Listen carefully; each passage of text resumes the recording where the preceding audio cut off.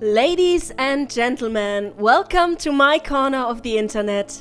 Let's begin. Are you afraid of the dark? Maybe the ocean? Yes? Then this little naval adventure is not going to make you very happy. Sunless Sea is about exploration and, to put it lightly, frequent death. While conflict is inevitable on the undersea, it's by no means the most important aspect of this game. That spot is reserved for the sheer mass of stories you'll find here. Planning your voyages carefully is also vital. You don't want to end up as driftwood or as a meal for your hungry sailors because you forgot to stock up on fuel or supplies during your last visit to London. Great Britain's real capital is a favorite place to visit for tourists from all around the globe. But this world's alternative version of Victorian London is a very different beast. Deep, deep underneath the surface, it's the base from which you start up the engines of your steamboat to discover the ever-changing water world together with your loyal crew. Some of your officers are even up for some after-work fun, if you know what I mean. Oh, and your comatose ferret is also there. Or would you prefer a mushroom guy with a drawn-on beard? Your mascot, your choice. And like the officers, all of them give you different bonuses that help you on your journey from island to island. Like increased firepower for whenever you cross paths with hostile vessels.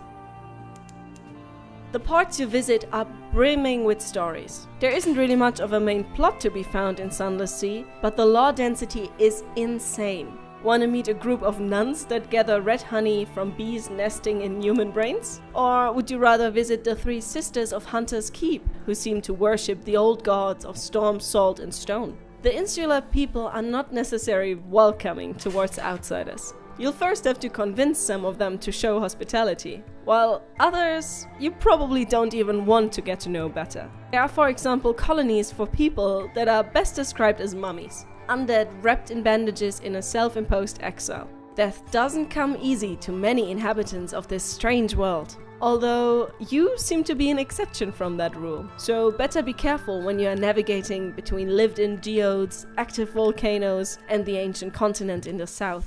You are not alone on these waves. Gigantic crabs and jellyfish roam the dark waters, and so do hostile ships. They can be a big nuisance when you just try to deliver goods or a passenger to their destination in exchange for some rather meager pay. Traveling speed is already pretty darn slow, and fighting off enemies doesn't exactly make your trips shorter. If only the combat would at least be more interesting. But your best strategy is sadly also the dullest. Go into reverse gear and fire whatever cannon you have equipped. Better weapons do more damage, but the necessary money to upgrade them, let's say you'll need it elsewhere. If you start up this game for the first time, you'll probably be confused. That's at least how I felt when I was suddenly confronted with walls of text. And this feeling of being overwhelmed didn't start to fade until after my third captain died. I forgot to keep down the terror meter that rises continuously and jumps up when you witness something horrible. So everyone on my ship went mad and killed each other. Great times!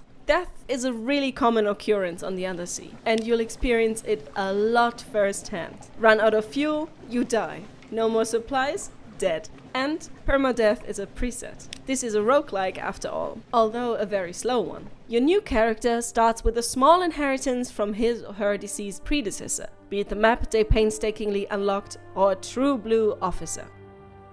Getting to the same or even a similar spot again is not so much difficult as it is long-winded. The lore is fascinating, but a quest that once told an interesting story just becomes a chore after you've done it multiple times. If what I said so far sounds interesting to you, then you should also take a look at the Submariner DLC. It adds a whole new layer to the game, in the truest sense of that word. You think the scariest things are found atop the rolling sea? Think again. Underneath is where the true horrors lie, but so do unbelievable wonders. People turning crystalline, a town in the maw of a monster, you name it, and it can be probably found in the depth of the sea.